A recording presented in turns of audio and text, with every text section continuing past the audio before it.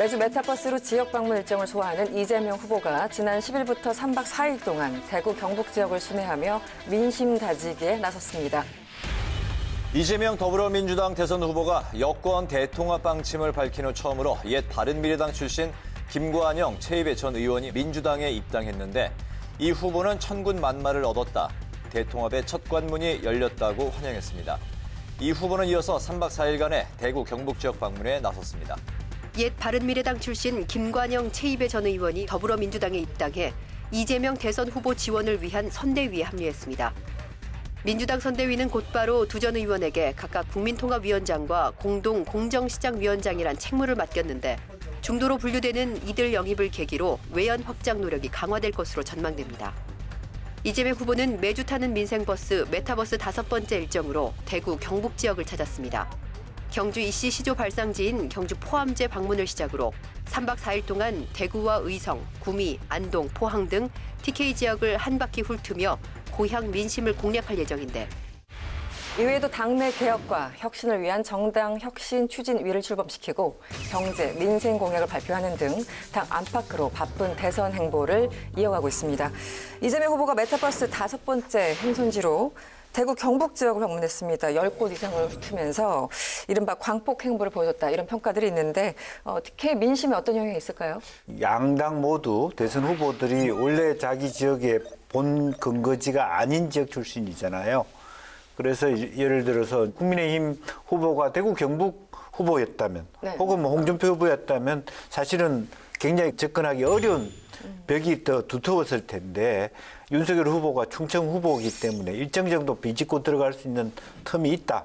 그렇게 볼 수 있는 것이고 우리나라 국가 경제 성장의 기본적인 모태가 되는 박태준, 박정희 이런 어떤 보수 진영의 히어로들, 영웅들의 지역일 수 있기 때문에 이제 그것을 통해서 자기 다음 정부의 과제의 경제 성장의 논리를 연결해 가는 그런 부분에 어떤 소구력이 있지 않았나 그렇게 생각이 듭니다. 근데 이제 그동안에 이재명 후보께서 뭐 경북 안동이 고향이라고 하지만 경북 안동에 중학교 때 아마 떠났을 거고요. 그 이후에 사실은 뭐 지역에서 활동을 하거나 지역 주민들과 공감하는 활동을 한 적이 없거든요. 그리고 뭐 대구 지역은 더욱이 뭐 아무런 뭐 활동의 흔적이 없고요. 근데 이제 그런 입장에서 대구 경북을 방문해서는 또 전두환 전 대통령을 찬양하듯이 그 행보를 하고 박정희 전 대통령에 대해서는 근대화, 산업화 이런 이야기를 하면서 계속 대구 경북 지역에 와서 그런 이야기를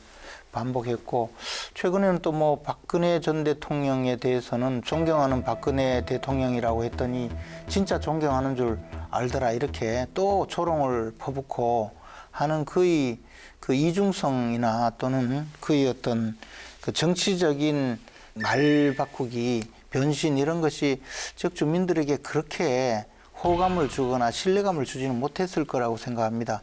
그러나 일정 부분 뭐 안동 출신이라는 자신의 지역 배경 때문에 다른 지역의 후보자보다 분명히 지역에서 기대를 하거나 또는 지지를 하는 분들이 있을 수밖에 없고 그런 현실은 분명히 있습니다. 그런데 그분들에게조차 이제 신뢰를 얻으려면 좀 평소 언행이 조금 더 신뢰를 가질 수 있도록 했으면 모를까 지금은 뭐 우호적인 분위기가 막 형성된다든지 그런 느낌은 받지 못하고 있습니다. 네, 메타버스 이번에는 효과가 크진 않았을 것이다 이렇게 평가를 해주셨는데 이번에 특혜 행보에서 얻은 것도 있고 잃은 것도 있어 보입니다. 특히 전두환 발언 가지고 많이 비판을 받기도 했었는데 어떻게 보였습니까? 그 전에 윤석열 후보의 전두환 발언에 대해서 맹공을 했기 때문에 네네. 윤석열 후보가 한 전두환 발언은 굉장히 잘못된 것이고 이재명 후보가 한 부분은 이해해 줄 만한 것이다. 이것도 또 이중잣대 아닙니까? 이제 그런 면에서 민주당 입장이 참 곤혹스러운 부분이 있고 그 의도가 무엇이든 간에 의미가 있다면 어쨌든 동서간 남북 간의 진영 논리에 갇혀가지고 올바른 어떤 객관적인 역사적인 평가들이 있어 오지 못했다라고 하는 것을 이번에 좀 서로 간에 같이 뭐 신사협정하듯이 넘어갈 필요가 있겠다. 내 것만 맞고 상대방은 틀리다. 라고 하는 인식들이 때문에 암암리에 최근에 들어서 여야 정치권이 그런 것을 양산한다라면 문제가 된다. 이제 그런 면에서 조금 넓게 봐줄 필요가 있겠다는 생각이 듭니다.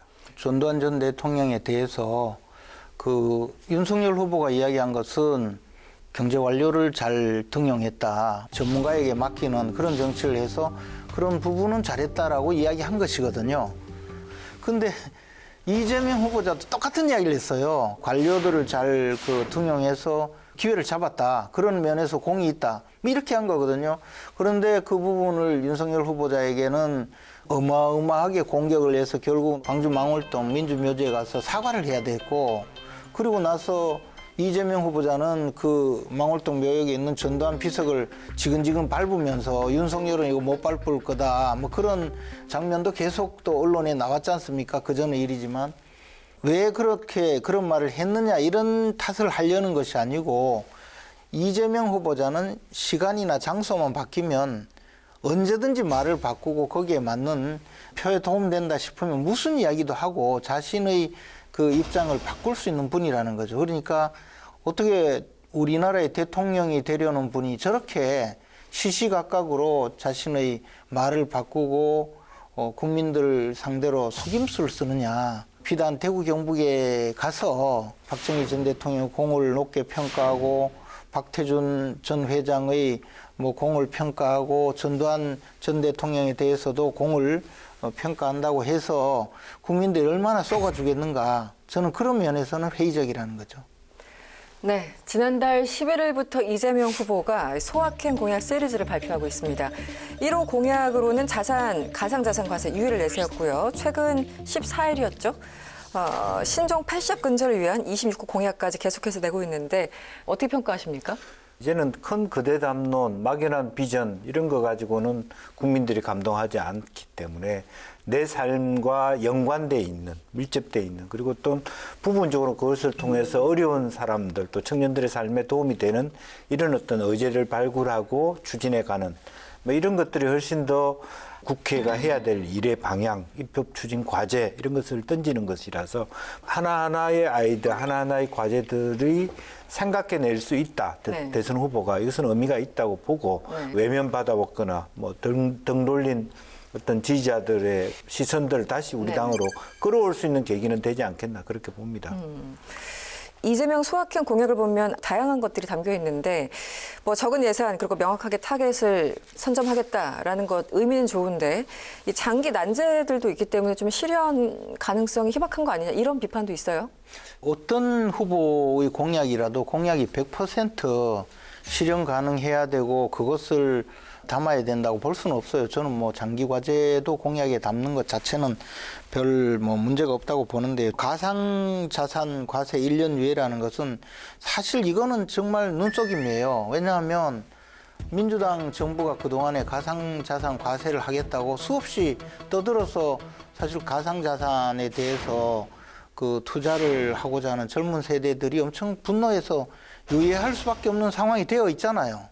그런데 그것을 마치 대통령 공약처럼 지금 끌어넣은 거죠. 저는 이제 공약의 문제보다도 사실 이재명 후보자가 그동안 주장하던 것이 기본소득, 기본주택, 또 기본대출 뭐 이런 거였잖아요. 기본 시리즈가 지금 안 들어가 있잖아요. 그러면 도대체 이재명 후보가 그동안 주장하던 그것은 어디로 갔느냐? 할 건지 하지 않을 건지, 또는 이것이 현실성이 없고 국민들 상대로 표장사만 해온 것에 대해서 반성을 하고 지금 아예 채택을 하지 않을 것인지, 이것에 대해서 먼저 해명이 있어야 된다고 봐요. 그거는 온데간데 없고 지금 내용을 보면 전부 눈속임 공약이고 다 재탕삼탕이에요. 여기 숫자만 가지수만 올리고 사람들한테 듣기 좋은 이야기만 하기 위한 공약을 내세우기보다 기본소득, 기본주택, 기본대출 이걸 실제로 추진할 건지 말 건지, 그것에 대해서 만약에 추진하지 않는다면 차라리 사과를 하시고, 만약에 추진하려면 빨리 공약으로 발표를 하는 것이 맞다고 봅니다. 근데 이제 이재명 후보가 이제 가상자산 과세 1년 유예 같은 경우는 그냥 할 걸 한 게 아니라 주식에 대해서는 2023년부터 하기로 됐는데 가상자산만 먼저 2022년부터 했다라고 하는 것은 형평성이 없을 뿐만 아니라 젊은 세대들에 대하여 더 과도한 가혹한 어떤 결정을 내린 것이죠. 그런 문제점이 있던 것을 사실은 좀 애둘러서 이재명 후보가 국회를 비판했다 그렇게 볼 수 있는 거고 정부도 같이 마찬가지입니다. 이제 다른 부분들도 마찬가지로 이것이 뭐 있던 것이라고 하더라도 의미가 있다고 보는 것은 윤석열 후보는 뭐 청년 간담회조차도 실제로 어떤 정책적 답, 자기 비전을 제시하기보다 바로 뭐 당대표한테 발언을 미룬다든지 마이크를 넘긴다든지 이런 것도 논의가 되기 때문에 하나하나의 어떤 그 정책 자체가 후보자 입으로부터 나올 수 있느냐라고 하는 부분에 있어서는 나는 의미가 있다고 생각을 합니다. 제가 보면 아무래도 후보자는 이런 게 있는지도 모르고 있는 것 같아요. 그렇지 않으면 아니요, 그러니까 그 대목인데 진짜 있는 줄도 모르는 것 같은 이미지는 윤석열 후보가 갖고 있다. 아니 우리는 아직까지 오히려 이제 그건 또다시 국민의힘에서는 우리는 아직까지 원희룡 전 지사가 그것을 또 총괄한다니까 한참 뒤에나 나올 만한 이야기죠, 그거는. 아니 공약은 이미 대부분 정리가 되어 있는데 후보자하고 협의를 하고 네. 후보자의 앞으로 미래 비전과 일치시켜가는 과정이 있어서 검토 중인 건데 지금 이거는 보면요 내용 자체가 대선 공약으로 그냥 막 할 수 있는 건지 과연 검토가 되었는지 저는 그런 것도 굉장한 의문이거든요. 이 내용이 들어가면 얼마나 많은 또 내부적인 문제가 있는지 알고 있는지 뭐 그런 것 때문에 여쭤본 것뿐입니다. 네, 이재명 후보가 지난달 23일 1호 공약인 디지털 대전환 로드맵을 밝힌 이후에 두 번째 공약으로 중소 벤처기업 7대 공약을 발표했어요. 이 경제 대통령 이미지, 그 공정 성장 이런 슬로건을 뒷받침하는 공약으로 풀이가 되는데요. 이 이재명 후보가 지금까지 밝힌 어떤 경제 성장 관련 정책은 어떻게 평가하십니까? 그렇습니다. 이제 경제 성장도 그렇고 공정이라고 하는 과정도 중소상공인들을 위한 공정한 어떤 유통 질서라든지 법 규제 완화라든지 일단 보완이라든지 이런 것들을 본인의 트레이드 마크로 삼고자 하는 것이 엿보인다라고 하는 거고 그동안에 너무 규제 일변도만 보였기 때문에 이재명 후보가 이제는 조금 더 성장이라든지 시장이라든지 이런 어떤 자본주의 메커니즘 전반을 선순환적으로 돌리기 위한 그런 지평을 넓히고 있는 과정이다. 그렇게 봐야 될 것 같습니다. 네. 근데 이제 공정 이슈를 과연 이재명 후보자가 제기할 수 있는지 스스로 돌이켜 봐야 되리라고 생각합니다. 지금 저 공정을 무슨 공정 거래 그런 쪽으로만 계속 이야기하는데 우리 사회에서 공정 이슈가 제기된 것은 바로 민주당, 문재인 정부, 조국 사태 이런 것으로부터 비롯된 것이거든요. 그런데 지금 문재인 정부의 그 이념을 이어가겠다고 나선 이재명 후보자가 도리어 공정이라고 주장하면서 지금 선거 캠페인에 들고 나오는 것이 과연 가능한 것인지 저는 그 자체가 좀 의문입니다. 이것이 단순히 문재인 정부여서 이게 공정 문제가 생겼다 이런 것은 너무 우물한 개구리식의 어떤 얘기고 그것을 어떻게 일국적 차원 혹은 글로벌적 차원에서 해결할 것이냐 하는 것을 담아가야 하는 것이 바로 이 시대의 지도자의 덕목이고 그것은 여야가 구분될 일이 아니다 그렇게 생각이 듭니다. 네, 지난 12일에는 이재명 후보가 다주택자 양도세 중과 1년 유예 방안을 처음으로 공개 언급했습니다. 이재명 더불어민주당 대선 후보가 다주택자에 대한 양도소득세 중과를 1년 정도 유예하는 방안을 검토 중이라고 밝혔습니다. 이 후보는 경북 추풍령 휴게소에서 진행된 기자간담회에서 자신이 1년 정도 한시적으로 유예하는 아이디어를 내서 당과 협의 중이라며 조만간 입장을 정리할 것이라고 말했습니다. 또 효과에 대한 논쟁이 많지만 다주택자 매물 잠김 현상을 해소하기 위한 차원에서 양도세 중과 유예는 꼭 필요하다고 판단된다고 덧붙였습니다. 정부 여당의 입장, 기조가 좀 다른 거 아니냐. 이 계속 엇박자라는 얘기가 나오고 있는데. 이제 1년 유예를 했기 때문에 1년 유예를 더 한다. 1년 유예를 조치를 한 것은 좀 팔아라는 시그널이었는데 그런 상황에서 별로 팔지 않았다는 것이 이제 정부 여당 안에서도 1년 유예를 더 할 필요가 있느냐 하는 반대 의사의 어떤 배경인 것 같습니다. 과거 그러니까 11개월 해줬는데 안 팔았으니까. 네. 그런데 이제 지금 윤희덕 의원이나 다른 의원들의 얘기는 지금은 그때하고 또 다르다. 실제적으로 가격이 조금 멈추거나 깔아앉는 조짐이 있기 때문에 네네. 오히려 그때와 다른 판단을 할 가능성이 많다. 이제 그런 의미에서 의미가 있다라고 보여지는 거고 아마 뭐 여당 내부 또 정부랑 다시 한번 뭐 머리를 맞대고 논의를 해볼 수 있는 여지는 있지 않나 그렇게 보여집니다. 이 세금 정책은 수요자들 입장, 즉 국민들이 봤을 때는 이것이 오래 갈 수가 없다고 봐요. 그러니까 1년 유예를 하나, 2년 유예를 하나 이것은 어차피 끝까지 갈 수가 없으니 풀릴 거다라는 생각이기 때문에 거래가 잘 안 되거든요. 그리고 지금 당장 돈이 급한 사람은 집을 팔고 가겠지만 임대 사업자로 등록한 분들 이런 분들은 지금 이 상황에서 아무리 압박을 해도 집을 팔 수가 없는 거죠. 그런 것을 해놓고 1년 유예를 한다고 무슨 의미가 있을까? 실제 그 수요계층은 그렇게 주장하는데 이재명 후보자는 이거조차 또 선거 대책으로 접근을 해서 1년 유예를 더하자. 그렇게 하니까 사실은 이게 시장에 효과도 없는 정책을 이렇게 하면 또 표를 좀 얻을까 싶어서 이것조차 저는 속임수다 그런 생각이 드는 거죠. 실거주 또는 임대차 기간 뭐 4년 거기다가 또 재건축에 대한 규제 더 나아가서 무슨 50% 기부채납 방식 이런 걸 다 엮어 놓았기 때문에요. 이것은 도저히 헤어날 길이 없어요. 나머지를 풀지도 못하면서 그렇게 해서 무슨 효과가 있겠는가. 저는 국민들을 상대로 너무 눈속임용 공약만 남발한다 그런 생각이에요. 네, 또 지난 9일에는 민주당에서 젊은 외부 인사를 영입했습니다. 정당 혁신 추진위를 출범시켰죠. 국회의원 3선 제한, 면책특권 폐지, 지도부 선출구조 개편 등을 내세우고 있고요. 내년 재보궐 무공천 가능성도 시사하는 그런 발언을 했는데 어떻게 보셨습니까? 이거 자꾸 속임수란 말 써서 죄송한데요. 민주당이 이런 짓을 벌인 게 한두 번이 아니에요. 과거에도 민주당의 귀책 사유로 보궐선거가 있게 되면 공천하지 않겠다고 당헌에 올려놓고, 그죠? 당헌에 규정해놓고 그것을 뒤집기 위해서 전당원 투표라는 속임수로 투표를 해서 다시 공천한 사례가 있잖아요.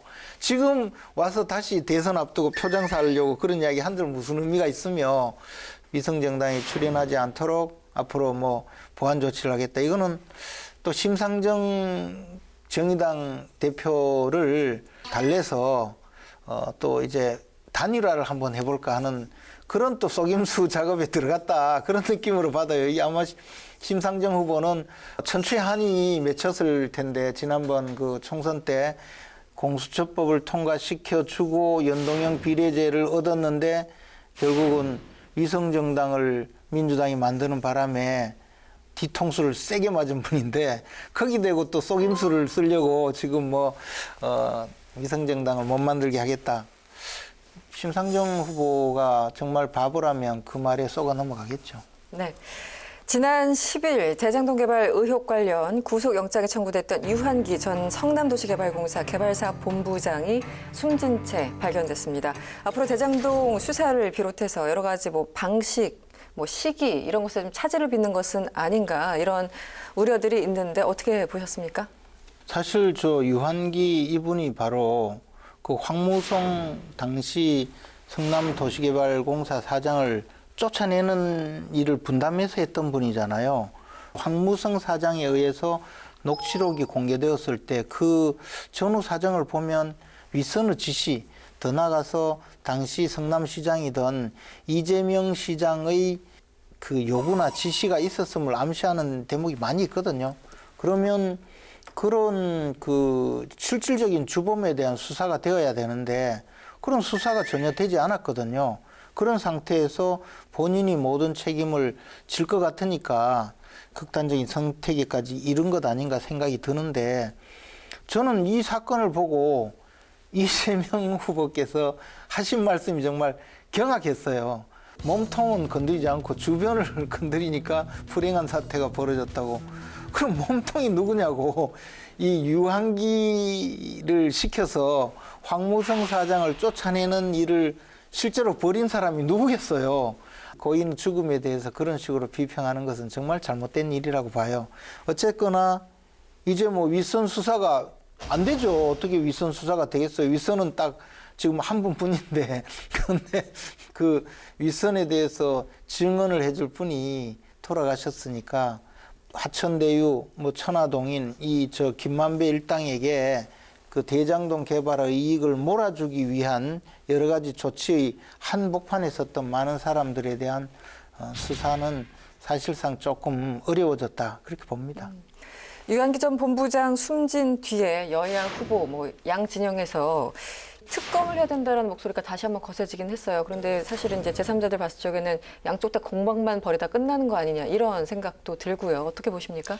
어쨌든 그 유한기 전 본부장 안타깝게 그런 선택을 한 것에 대해서 매우 아쉽게 생각하고 이제 어떤 위선 수사가 차질을 빚게 된 부분들이 있었기 때문에 바로 이 일이 있자마자 이재명 후보 측에서 특검을 하자 이렇게 제안을 했던 건 사실이고 실제로 조금 더 여야 정치권이 특검들을 추진해 보는 노력들을 좀 더 가열차게 해야 되지 않느냐 그렇게 생각이 들고 근데 이렇게 특검을 추진해 보면 앉아서 또 여야원들이 이것저것 논쟁을 하다 보면 시간이 많이 가고 있는 그런 부분들이 좀 안타깝다라는 생각이 듭니다. 특검을 하자고 하면 당연히 현 정권, 현 집권 세력으로부터 자유로운 특별검사를 임명해서 검찰 수사에서 집권자의 눈치를 보면서 수사를 해오던 것에서 벗어나서 국민들이 믿을 수 있게 수사를 하라는 것이 특별검사인데 지금 민주당은 처음에는 특별검사 임명하면 시간이 걸려서 안 된다고 우기다가 부산저축은행 뭐 대출 비리 사건까지 넣어서 수사를 하게 하자. 그런데 뭐 윤석열 후보자가 막아서 안 된다고 우기다가 부산저축은행 수사 같이 넣어서 하자고 했다고 수없이 이야기하니까 그새는 이제 또 나와서 뭐라고 하냐면 상설특검의 특검 임명 방식으로 특별검사를 임명하자고 주장하거든요. 그러나 지금까지 특별검사 임명에 단 한 번도 상설특검 방식으로 특별검사를 임명한 적이 없어요. 결국에는 특검을 임명하지 않기 위해서 5만 가지 수단을 다 쓰고 거짓말을 다 하고 있는 상황이 이 특별검사 임명을 못하게 막고 있는 거죠. 이제 상설특검 얘기를 한 배경은 특검을 구성해서 임명하는 데까지 너무 많은 시간이 걸렸기 때문에 그런 속도를 좀 내자는 뭐 차원에서 그런 논의가 있었다는 것을 덧붙이겠습니다. 네. 더불어민주당 이재명 후보 대선 관련 이슈 짚어봤습니다. 빅데이터 알아보겠습니다. 빅데이터로 여론을 읽어봅니다. 지난 한 주 12개 채널 20만 개 이상의 사이트에서 집계한 더불어민주당의 총 정보량은 약 13만 9천 건으로 나타났습니다. 더불어민주당과 함께 쓰인 단어 중에서 조사 기간 급상승한 단어들을 살펴봅니다. 1위는 경북, 2위는 대구입니다. 더불어민주당 이재명 대선 후보가 메타버스 5번째 목적지로 대구, 경북을 찾았습니다. 경북과 대구는 보수의 텃밭이자 이 후보의 고향인데요. 이 후보가 3박 4일 일정 동안 TK 민심을 잡기 위해 분주히 뛰면서 경북과 대구가 민주당 급상승 연관어 1위, 2위를 차지했습니다. 3위는 혐의, 4위는 특검입니다. 이재명 후보는 대장동 의혹 특검 도입 논의와 관련해 윤석열 후보가 본인 혐의로 드러난 부분을 빼고 하자는 엉뚱한 주장을 해 이 문제가 앞으로 진척이 못 되고 있다라며 윤석열 후보의 혐의를 포함한 특검에 신속히 합의해야 한다고 주장했습니다. 5위는 손실입니다. 국민의힘 김종인 총괄선대위원장이 코로나 손실보상으로 100조 원 카드를 꺼내들고 민주당 이재명 후보도 12월 임시국회 처리를 역제안하면서 추경 논의에 불이 붙었습니다. 민주당은 여야가 먼저 협의하자고 주장하는 반면 국민의힘은 여당이 정부부터 설득하라고 맞서면서 손실이라는 단어가 급상승 연관어에 포함됐습니다. 다음은 더불어민주당과 함께 쓰인 인물 연관어 중에서 지난 한 주 급상승한 이름들을 알아봅니다. 1위는 김건희, 국민의힘 윤석열 후보의 부인입니다. 김 씨가 대기업 협찬 의혹에 대해 일부 무혐의 처분을 받은 것을 두고 민주당에서는 검찰이 눈치를 보고 있는 것 아니냐는 의혹을 제기했습니다. 민주당은 김건희 씨를 향해 하루빨리 공식 석상에 나와 검증을 받으라고 요구하고 있고 국민의힘은 국무선거를 하는 것이 아니지 않느냐며 방어막을 치면서 언론의 이름이 자주 등장했습니다. 2위는 고 전두환 전 대통령입니다. 이재명 후보가 경북 칠곡을 방문해 전두환 전 대통령에 대해 공과가 병존한다며 3조 호황을 잘 활용해서 경제가 제대로 움직일 수 있도록 한 건 성과인 게 맞다라고 평가했습니다. 이 발언이 논란이 되자 전두환에 대해 호평한 건 전혀 아니다. 용서받을 수 없는 중범죄자라고 말했습니다. 3위는 김관영, 4위는 최이배 전 의원입니다.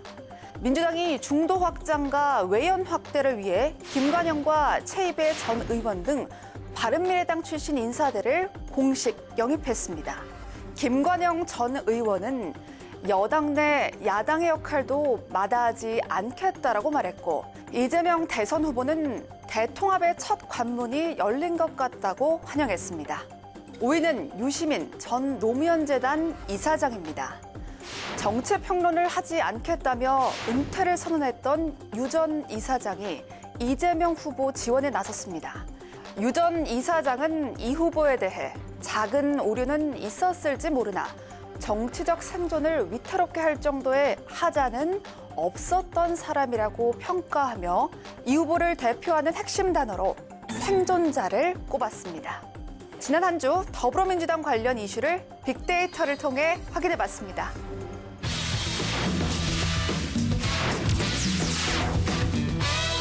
국민의힘 윤석열 후보가 선대위 출범 후 첫 지역 일정으로 강원도를 찾아 지역 민심 공략에 나섰습니다. 강원도 일정의 시작은 윤석열 후보의 외가가 있는 강릉의 대표적인 전통시장이었습니다. 윤 후보의 살리는 선대위가 공식 출범한 뒤 첫 지역 방문입니다. 앞서 윤 후보는 장애인 지도자대회와 사회복지 비전 선포대회에 잇따라 참석하며 약자와의 동행을 거듭 강조했습니다. 손실보상 50조 원 구상을 밝혔던 윤 후보. 이후 김종인 총괄 선대위원장이 100조를 언급해 화제가 전환된 데에 대해선 심각한 코로나19 상황 속에 상당한 재정 지출을 각오해야 한다며 김 위원장 발언에 힘을 실었습니다. 그리고 서울 강북 재건축 현장 방문, 관훈클럽 초청 토론회 참석 등 현장 행보를 이어가고 있죠. 다양한 정치 현안대에서 목소리를 내고 있는데요. 먼저 선대위 출범 이후에 가장 먼저 어디를 찾느냐 많은 분들이 궁금해하셨는데 강원도를 방문했어요. 윤석열 후보가 이런 얘기를 합니다. 나 강릉의 외손자야. 뭐 이런 얘기를 하면서 강원도에 대한 중층 규제를 없애고 또 고급 관광, 첨단 산업 중심지로 만들겠다 약속했는데 일단 강원도에서의 행보는 전반적으로 어떻게 보였습니까? 보통 이제 전국 단위 선거에서 보면 강원도가 제일 소외되었어요. 네, 맞아요. 네. 인구는 좀 작고 그다음에 전체적으로 굉장히 넓어요. 그러니까 가도 산밖에 없고 사람 만나기도 어렵고 네. 그러니까 자꾸 대선이든 뭐 잘 찾아가지 못하던 곳이 강원도였거든요. 이번에 이제 윤석열 후보자는 어린 시절부터 강릉에서 자라기도 하고 또 강원도와 인연도 있고 또 강원도 주민들에게 상당히 희망을 주고 있기 때문에 강원도를 찾은 것은 굉장히 바람직한 일이었다고 생각해요. 우리가 네. 이제 강원도 주민들은 나름대로 규제, 뭐 예를 들어 접경지역 또는 넓은 산지로 인한 규제, 뭐 이런 데 대해서 굉장히 좀 피해의식도 있고 또 이제 그동안에는 사실 교통이 엄청 안 좋았어요. 네, 근데 네. 최근에는 뭐 KTX 고속철도도 뚫리고 고속도로도 놓이면서 좀 나아졌는데 이런 것을 이제 지역 주민들과 잘 호흡하면서 아마 대선 국면에서도 지역 주민들에게 큰 신뢰를 얻었지 않을까 생각합니다. 네. 어떻게 보셨습니까? 강원 행보. 저는 강원도 가셔서 했던 여러 가지 공약은 기억이 전혀 안 나고 네. 같이 수행했던 자가 신고를 받고 무슨 혐의를 받았다. 이런 노이즈가 네. 더 후보자의 진정성 있는 지역 접근을 차단하는 그런 부분들이 매우 안타깝게 느껴졌다. 라는 생각이고요. 조금 뭐 윤석열 후보도 단순한 그 지역 내에서의 지역 경제를 뛰어넘어서 동북아 전체를 또 무슨 남북한 전체를 보는 그 공약들이 있어야만 강원도민들이 말하자면 더 활성화되는 데 기여하지 않을까 그런 생각을 하고요. 좀 정말 소외되어 있는 지역이기 때문에 조금 더 특별한 어떤 관광단지로서의 정부가 관심을 가질 필요가 있다는 것인데 어쨌든 그러한 후보로서는 굉장히 저는 속상할 거라고 봅니다. 본인의 행보는 잘 드러나지 않고 본인과 같이 간 사람으로 인해서 다른 네거티브한 이야기들만 더 언론에 앞서고 있기 때문에 네. 이제 그런 것들이 참 뭐 어떻게 봐야 될지 뭐 그런 부분이죠. 네, 지난 13일에는 윤석열 후보가 오세훈 서울시장과 함께 강북 재건축 현장을 방문했죠. 문재인 정부의 부동산 정책 실패를 언급했고요. 수도권에 130만 호 주택을 공급하겠다 이렇게 밝혔는데 뭐 현실 가능성이나 이 공약은 어떻게 평가하십니까? 뭐 어쨌든 현 정부와 현 여당이 부동산 문제로 곤혹을 치는 건 사실이지 않습니까? 누가 대통령이 돼도 큰 틀에서 좀 고민들이 더 있어야 될 것이라고 보여집니다. 네. 이제 그런 의미에서 오세훈 시장하고 같이 어떤 여러 가지 어떤 그 지역을 돌면서 특히 중심부라고 할 수 있는 서울시를 돌면서 그런 부동산 문제에 대해서 고민하고 배우는 계기가 됐다는 것은 나쁘지 않다고 보여지고 아마 문제는 그럼에도 불구하고 여야의 협의나 논의를 거치지 않은 상태에서 일방적으로 네. 이런 어떤 부동산 문제의 핵심적인 과제들을 해결하기는 난망할 수 있기 때문에 이제 그런 면에서 조금 더 많은 연구가 있어야 될 것이다 생각이 듭니다. 네. 어떻게 보였습니까? 이 공약의 뭐 내용이나 아니면 오세훈 시장과 같이 뭐 동행하는 이런 장면들. 과거에는 그 박원순 시장이 그 앞에 재건축, 재개발 또는 뭐 뉴타운 같은 모든 그 주택 공급 방식을 봉쇄하고 도시 재생이라는 이름으로 사실상은 주택 공급을 막아왔거든요. 앞으로 적어도 지금부터는 재개발, 재건축이 필요한 곳은 민간에 맡겨서 국민들이 살고 싶은 곳에 살기 편한 주택을 공급하는 것이 이 부동산 가격을 안정시키는 가장 첩경이거든요. 그러니까 지금이라도 방향이 맞다면 이게 여야가 따로 없는 주택 정책인데 비록 지금 대선 국면이라고 하더라도 오세훈 시장 또 윤석열 후보가 제기하고 있는 이런 주택 공급 방향에 대해서 좀 한 번쯤은 귀담아 듣는 것이 필요하다고 봐요. 저는 이제 주택 정책 차원을 뛰어넘어서 윤석열 후보가 이 도시라고 하는 공간을 어떻게 볼 것이냐 하는 철학을 담는 인식도 좀 같이 갔으면 좋겠다. 전 세계로 보면 도시의 트렌드 자체가 구도심을 완전히 없애버리는 것이 아니라 상징적인 어떤 의미들을 두면서도 개발하는 어떤 과정들을 갖고 있거든요. 지금은 좀 그런 균형과 조화가 필요한 시점이 아니냐. 도시의 그 말하자면 용적률을 더 높이서 네네. 고밀화하는 것도 저는 찬성하면서도 기존의 어떤 역사적인 장소라든지 그런 것들을 좀 보호하는 윤 후보가 그런 부분도 조금 더 헤아려 줬으면 좋겠다는 생각이 듭니다. 네. 윤석열 후보가 선대위와 별도로 새시대 준비위원회를 출범시켰는데 어떤 역할을 담당하는지 여러 가지 설왕설래가 있는 것 같습니다. 설명을 좀 해주시죠. 흔히 이야기할 때 합리적 진보 또는 정치적으로 그 중립지대에 있던 분 이런 분들이 윤석열 후보는 지지할 수 있다라는 그런 분들이 꽤 많이 있기 때문에 이제 국민의힘이 많이 달라졌다. 앞으로도 달라질 것이다. 여러분들에게도 공간을 마련해 줄 것이다라는 그런 비전을 제시하기 위해서 이런 새시대 준비위원회를 발족을 시켰고 실제 그런 활동을 많이 하고 있습니다. 그리고 아마 이분들이 나서서 국민의힘이 보다 중도적이고 또 실용적인 정당으로 거듭날 수 있도록 많은 역할을 하리라고 생각합니다. 네, 의원님 어떻게 보셨어요? 저는 뭐 새시대 준비위원회가 어찌 보면 이름으로 보면 굉장히 뭐 미래지향적이고 네. 건설적인 어떤 아젠다를 담아가야 되는데 선대위하고 별도로 둔다라고 하는 것은 사실은 그냥 전혀 국민의힘하고 그동안에 연결되지 않은 분들끼리 따로 모여서 놀아라. 그런 네. 공간을 둔 거 아닌가 생각이 들고 선대위는 쳐다보지도 마라. 뭐 그런 차원에 불과하다 저는 그렇게 생각이 듭니다. 네. 놀이터다 이 말이죠. 아, 그럼요. 그렇게 되면 6개 본부에 본부가 6개일 이유가 없고 일곱 개 선대위와 본부, 연관되지 않는 본부장. 본부를 6개 갖고 뭘 하겠다는 거예요. 네. 국민의힘 중앙선대위에서 또 인선 발표 번복이 있었습니다. 참 인선이 어려운 일인 것 같아요. 전복민 의원, 박덕흠 무소속 의원을 지역 선대위원장에 임명했다가 보류하거나 철회했죠. 이거 몇 시간 만에 또 보류하거나 철회했다고 비판이 나왔는데 뭔가 커뮤니케이션이 잘 안 되는 겁니까, 의원님? 네. 커뮤니케이션이 안 된 게 전혀 아니고 이분들이 사실은 이제 정부 여당에서 좀 비판을 받는 그런 사유로 시작이 되어서 탈당을 하거나 또는 이제 당협위원장직에서 물러났었거든요. 네네. 그래서 경찰이 이제 수사에 다 들어갔어요.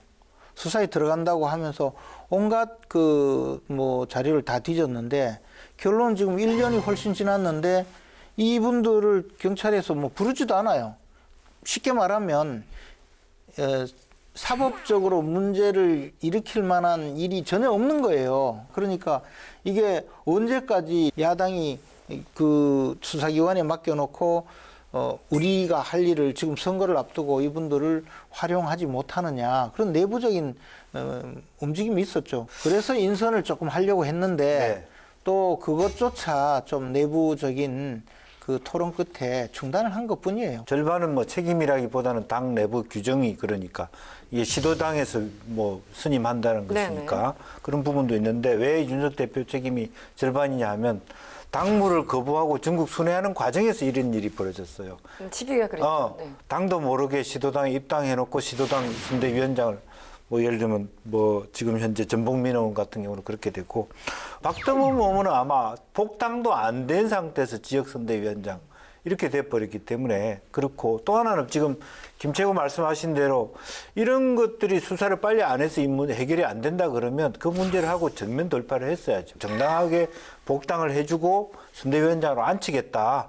뭐 그렇게 책임을 지고 가면 될 걸 실컷 해놓고 모른 척 하다가 문제가 되니까 처리하는 그것이 안 좋다는 것이죠. 네, 또 그 소상공인 손실보상 문제 가지고도 참 말이 많습니다. 50조 원 규모의 코로나19 손실보상안을 공약했던 국민의힘 윤석열 후보는 김종인 총괄 선대위원장이 띄운 100조 원 보상안에 이렇게 설명했습니다. 추가로 초당적인 협의를 거쳐가지고 공약으로 발표한 것 이상의 고려도 해야 한다는 뭐 그런. 그러자 이번에는 민주당이 실천 없이 말로만 약속하는 무책임한 행태라고 비난을 쏟아냈습니다. 이재명 후보도 예정이 없던 기자회견을 열어 지금 즉시 재원 마련과 구체적인 지원 방안을 논의하자면서 윤석열 후보와 김종인 위원장을 싸잡아 몰아세웠습니다.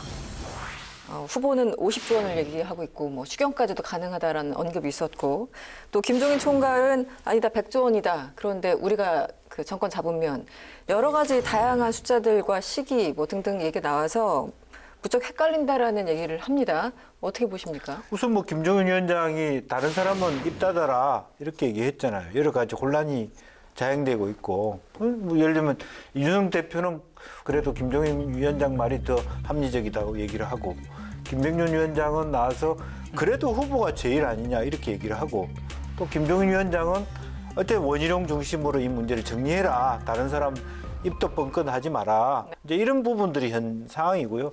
저는 어쨌든 이런 상황에서도 중요한 것은 소상공인 지원을 해야 된다는 것이고 네네. 빨리 할수록 좋다는 것입니다. 저 무슨 뭐 경청이고 뭐고 다 똑같은 이야기예요.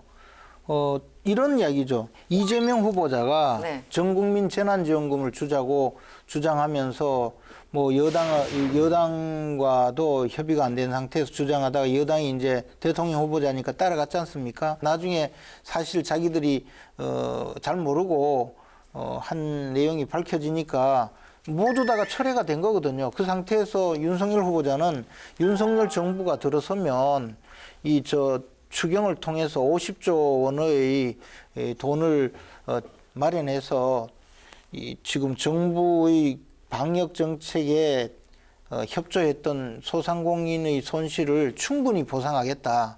그렇게 이야기하니까 갑자기 이재명 후보자가 거기에 또 올라탄 거거든요. 그러면 50조를 그때 할 것이 아니고 지금 당장 하자. 그래 당장 하자고 하니까 윤석열 후보자는 어떻게 했냐면 문재인 대통령을 설득해라. 그래서 추경을 국회에 제출하도록 해라. 협조해 주겠다 이랬잖아요.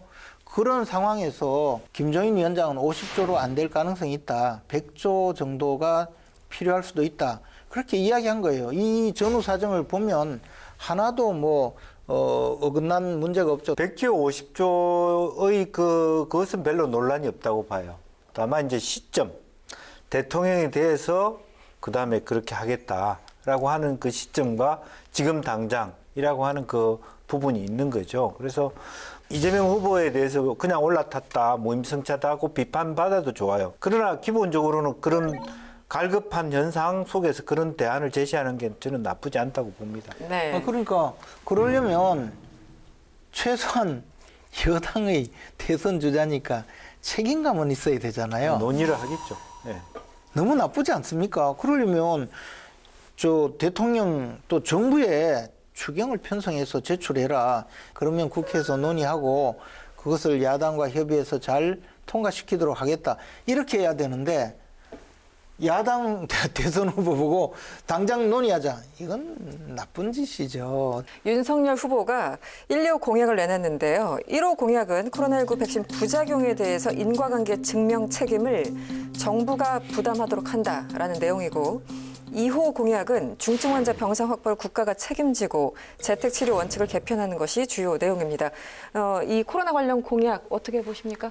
국민들에게 필요한 공약인 건 사실입니다만은 네. 우리 정부가 인과관계를 인정한 게 딱 2건밖에 없거든요. 몇십 년 역사 속에서 이제 네, 그런 네. 부분들이 과연 기존의 보건복지부라든지 어떤 국가의 관료 전체가 이 부분을 어떻게 볼 것인지가 이제 넘어야 될 산입니다. 네. 공약은 되지만 지켜지지 않을 가능성이 매우 높다. 물론 지켜지게 하는 것이 이제 리더십이겠죠. 두 번째도 실제적으로 보면은 병상 확보를 위해서 국가가 책임져야 되는데 그동안에 우리 국가가 박근혜 정부 이렇게 현 정부 넘어오면서 사실 병상 확보를 위한 예산을 그렇게 많이 만들어 오지 못했습니다. 이것은 정부도 책임이고 이것을 질타하는 국회의원들의 책임이기도 하거든요. 그리고 또 국군병원이라든지 여타 기타 시설에 대한 조금 더 대폭적인 확정이 필요한 거고 네. 그렇게 되기를 바랍니다. 박근혜 정부는 물론 메르스 사태를 해결하느라고 당시 예산을 확보해서 이른바 음압병동을 꽤 많이 확보를 했어요. 그런데 지금 코로나가 2년 지속되고 있는데 문재인 정권 들어와서 음압병실을 마련한 게 있습니까? 하나도 없어요. 정부에서 불과 한 달 전에 위드 코로나 대책이라고 하면서 그 중증 환자 1,000명, 그죠? 확진자 10,000명까지 대비되어 있다 그랬거든요. 그런데 중증 환자 1,000명이 아니라 1,000명 미만인데도 지금 실제 교통사고 중증 환자 또는 다른 또 환자들도 많이 있을 거 아니에요. 그분들은 또 치료도 못 받고 또 중환자실 이런 데 입원도 제대로 안 되고 또 쫓겨나야 되는 이런 상황이 됐어요. 그러면 도대체 국가를 어떻게 관리를 했는지 이런 정도의 준비를 해놓고 이제 또 안 되니까 또 이제 또 새로 돌아가겠다는 거 아니에요. 저는 이걸 보면서 이분들이 어떻게 지금까지 국가를 맡아왔을까 저는 그에 대해서 좀 걱정이 돼요. 네, 알겠습니다. 지난 14일이었죠. 윤석열 후보가 관훈클럽 초청 토론회에 참석했습니다. 거의 한 2시간가량 진행된 꽤 긴 시간이었습니다. 전반적으로 어떻게 보셨습니까? 어찌 보면은 선방했다고도 할 수 있죠. 검찰 개혁의 문제라든지 네. 본인의 어떤 다양한 이야기들을 잘 방어를 하셨다. 네. 이제 그렇게 볼 수 있는데 그래도 이제 당황하니까 다시 얼굴 돌리는 것은 강화되더라. 이제 그런 지적도 나왔고 또 네. 그 중에 이제 하나 문제가 되는 것은 자기 부인과 관련된 의혹에 대해서 명백하게 없던 일을 한 것이라든지 오기한 부분에 대해서 감사하려고 했다든지 장모의 부분에 대해서 과잉 수사라고 얘기한다든지 이런 부분들은 조금 참모진들이 잘못 어드바이스를 한 거 아닌가 싶을 정도로 네. 나중에 더 이게 그 말을 그 자리에 관훈 토론에서 말한 그 자체가 문제가 될 수 있는 어떤 위험한 발언이 꽤 많았다. 그런 말씀을 드리고 싶어요. 전반적으로 선방한 측면이 있다라고 평가해 주셨는데 어떻습니까? 그 역대 모든 대선 주자들이 관훈 토론회에 한 번씩 불려갔거든요. 그렇죠. 네. 불려가서 본전 찾은 경우가 거의 없어요, 사실은. 뭐, 그런데 그렇죠. 그런데 상당히 뭐 그나마 선방을 했다. 뭐 그런 생각이고 또 그 윤석열 후보자 스스로가 아니 뭐 이렇게 해명할 기회를 줘서 고맙다라고 평가를 했잖아요. 그런데 뭐 그렇다고 하더라도 역시 관훈 토론회는 참 후보자가 가서 그 자리에 앉기가 참 껄끄러운 곳이구나 하는 걸 느꼈습니다. 부담스러운 자리죠. 굉장히 누가 어쨌든. 힘든. 네. 그러나 또 그렇게 대놓고 언론인들이 국민들의 그 질문을 대신해주는 그런 의미 있는 자리였다고 생각해요. 저는 윤석열 후보자가 소탈하고 소박하게 자신의 입장을 잘 설명하는 자리였다고 봅니다. 최근 이 관훈 토론에서도 논란이 됐습니다만 김건희 씨 인터뷰도 최근에 진행이 됐습니다. 여러 가지 논란이 좀 증폭되는데 이 부분에 대해서 윤석열 후보는 부분적으로는 모르겠지만 전체적으로 허위 경력이 아니다 이렇게 해명을 했어요. 어떻게 보셨습니까? 그게 문제입니다. 실제로 뭐 서울 국제 만화 애니메이션 페스티벌 출品한 적도 없는 것을 출품해서 상을 받았다라고 얘기하고요. 대한민국 뭐 애니메이션 특별상 같은 경우도 대상 같은 경우도 실제로 관계자 말에 의하면 이미 제품이 만들어졌을 이후에 진 이후에 입사했다는 거 아닙니까? 전혀 관여하지 않았어요. 명실상부하게 사실이 아닌 이야기를 감싸고 있다는 것에 우려가 되는 것이고요. 뭐 일부에서 또 감싼다고 뭐 결혼하기 전 일인데 무슨 상관이냐 뭐 그렇게 얘기를 했거나 네. 게임 산업협회에 위조하지 않았다 이렇게 얘기를 했는데 그 협회는 뭐 2004년 6월 달에 설립됐다고 하는데 본인이 재직 기간은 2002년 3월부터 3년간이라고 해요. 어떻게 위조가 되지 않으면서 그런 재직 증명서를 정당하다고 얘기하는 것인지 그런 위기들을 어떻게 극복하려는지 좀 모르겠어요.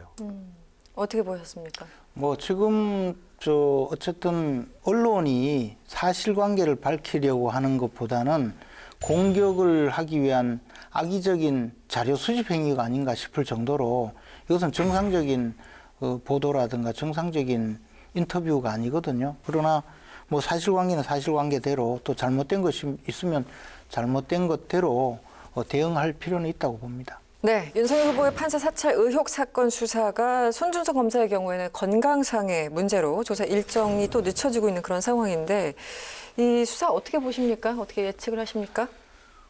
이제 우선은 그 수사에 어려움이 있는 것 같습니다. 실제적으로 뭐 윤석열 후보 본인이 얘기한 것처럼 네. 이 손준성이라는 사람이 수사정보정책관으로 일한 건 맞지만 그렇지만 실제적으로 그 사람을 임명한 사람은 나가 아니다. 추미애 장관이었다. 그런 얘기를 하고 있고요. 그래서 설득 수사의 방향이 손준성 검사의 고발 사주 문제가 아니라 판사 사찰 문제로 썩 넘어가고 있는 것 같고 그런 의미에서 수사가 완벽하게 국민들이나 일반인들이 봤을 때 정말 나이스하게 정리될 수 있느냐 그러기 힘들다. 갈수록 시간은 가고 대선의 시간이 올 텐데 더 빠져나오는 길을 찾기 어려운 거 아닌가 그런 생각이 듭니다. 공수처가 지금 수사한 게 윤석열 관계 사건 외에는 뭐 별로 없었죠. 그리고 뭐 이것을 어떻게 보면 대선에 개입하기 위한 수사를 개시하면서 지금 윤석열 잡기 위한 수사만 지금 주구장창하고 있는데 뭐 우선 정치적 중립성에 상당한 문제가 있고 두 번째로는 뭐 수사 능력이 부족한 분들이 편파 수사를 하다가 보니까 더더욱이 더 편파적이고 악의적인 수사를 하고 있다 이런 생각이 들어요. 그런데 이제 지금 그 판사들의 개인 성향에 대해서 분석한 문건을 가지고 갑자기 또 수사를 하겠다고 나오는 것은 아마 윤석열 총장 그 징계 사건에서 이것이 사찰이다라고 1심 법원에서 한번 판단을 한 걸 근거로 이것이야말로 이제 우리가 마음대로 기소해도 되겠구나 하고 지금 건수를 잡은 수준으로 달려드는 것 같아요. 그러니까 뭐 제가 봐서 속셈이 뻔한데 참 참 해도 참 네, 어느 방향이든 하여튼 수사는 난망인 것 같습니다. 지금 대선을 앞두고. 네, 여야 대선 후보의 행보들에 대해서 이야기를 나눠봤습니다. 두 분의 사이다 한 주평 들어야죠. 먼저 김재원 최고위원님.